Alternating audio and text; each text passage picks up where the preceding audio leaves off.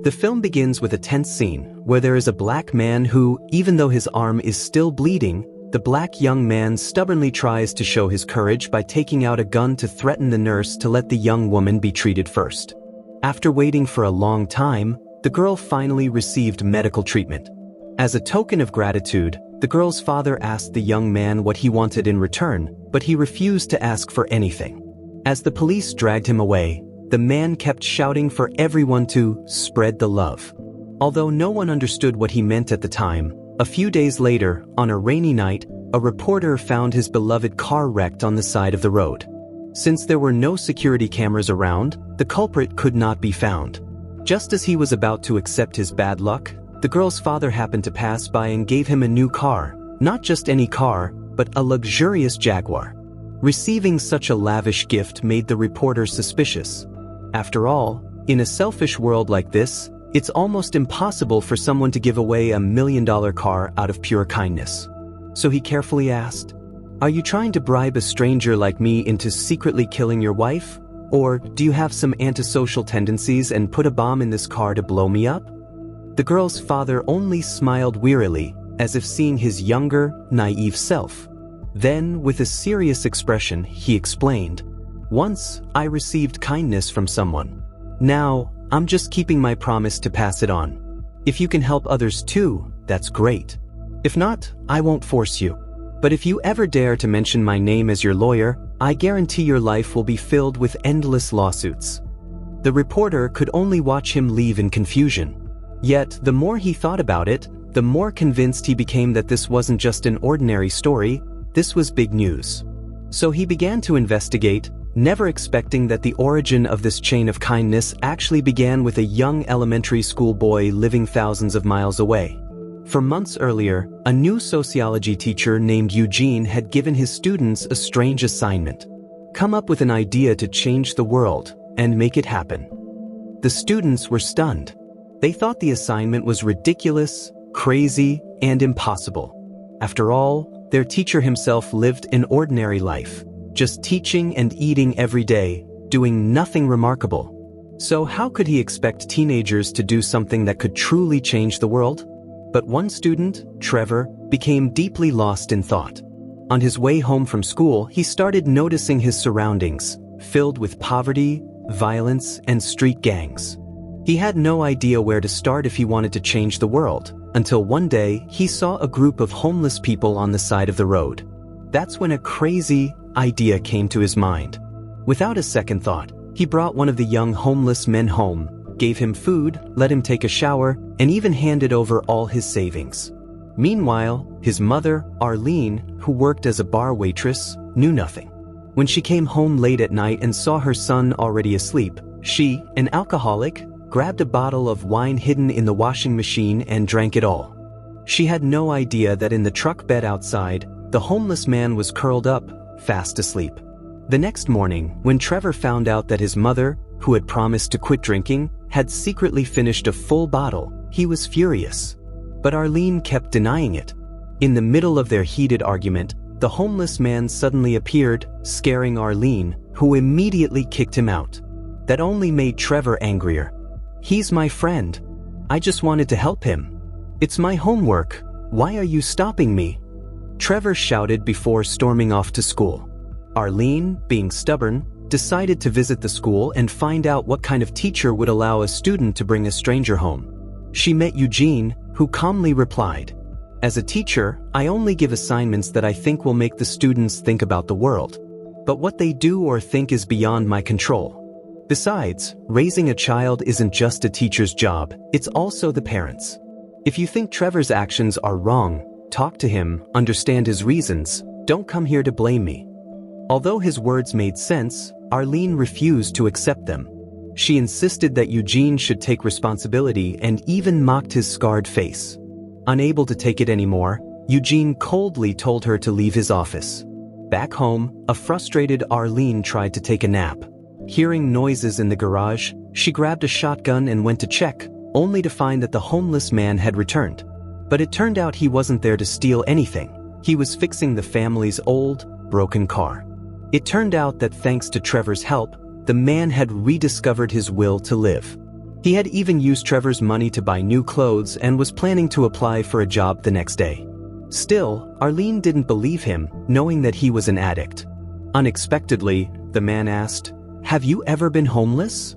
He went on, "The first night I had to sleep on the streets, wrapped only in newspapers, I thought my life was over. But when I was about to give up, your son came, and he saved me." Arlene thought he was repairing the car to repay Trevor's kindness, but the man shook his head. "I'm not repaying it. I'm paying it forward." That was when Arlene finally understood what "pay it forward" really meant. Meanwhile, at school, the students shared their project results. One kid said, "I want to make a website and get every kid in China to jump at the same time so the Earth will move out of orbit." The whole class burst into laughter. When it was Trevor's turn to present his idea, he stood nervously at the front of the class, clutching his notes. Then, with a mix of determination and innocence, he explained his plan: help 3 people in a truly meaningful way, and ask each of them to help 3 more, continuing the chain of kindness. According to Trevor's math, if this pattern continued just 21 times, over 1 billion people could be reached, and maybe, just maybe, the world would begin to heal. The classroom erupted in chatter. Some students applauded his creativity, while others mocked it as a pyramid scheme for kindness. But even if it sounded naive, Eugene, the new sociology teacher, smiled.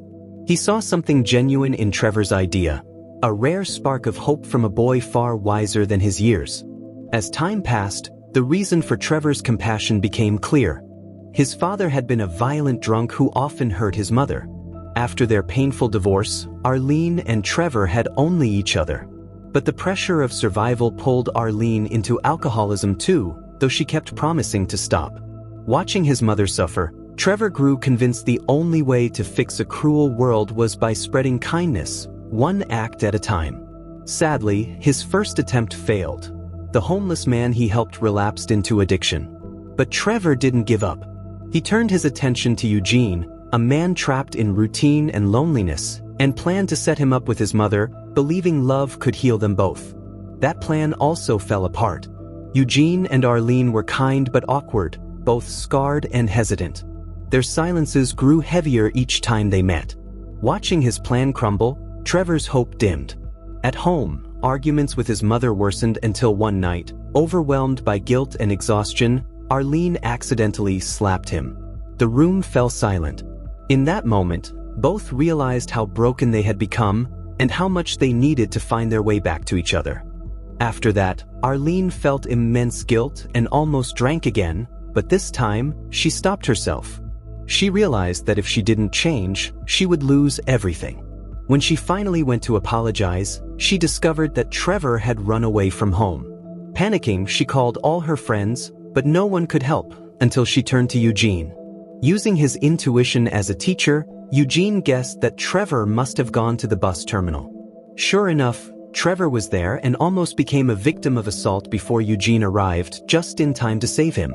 When Arlene arrived moments later, she broke down in tears and said sincerely, "I know I have a serious problem, that's why I keep drinking. I've lied so many times and broken so many promises, but now I truly want to change." Trevor said nothing. He just hugged his mother tightly.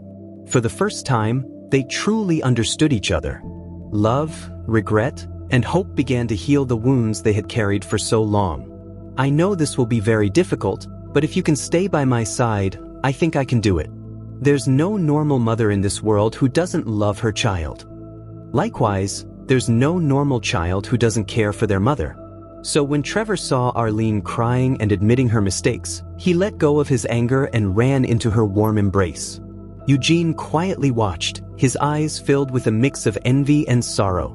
After they returned home safely, Arlene sincerely invited Eugene to visit again. Because of that incident, Eugene began to develop feelings for the strong single mother. On the weekend, he dressed neatly and went to Arlene's workplace, pretending to meet her by chance. During a casual chat, he awkwardly invited her to dinner. Though Arlene arrived late, her sincerity touched Eugene, a man who valued punctuality above all else. Their relationship grew warmer, but Arlene wondered why Eugene never crossed the line between friendship and love. One night, after a date, Arlene asked if he wanted to stay. Eugene looked troubled and made excuses. Thinking he didn't like her, she was surprised when he suddenly approached, only to stop midway and leave without explanation. Hurt and confused, Arlene confronted him later, asking, "Do you look down on me because I'm uneducated? Or because I've been married? Or are you insecure about your scars?"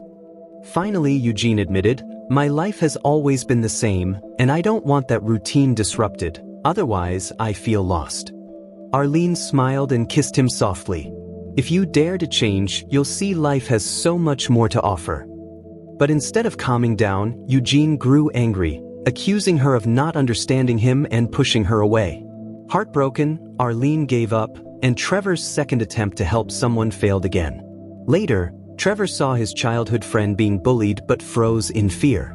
Watching helplessly as his friend was thrown into a trash can, he sat alone afterward, hating his cowardice. Eugene comforted him, saying, "Some things we just can't change."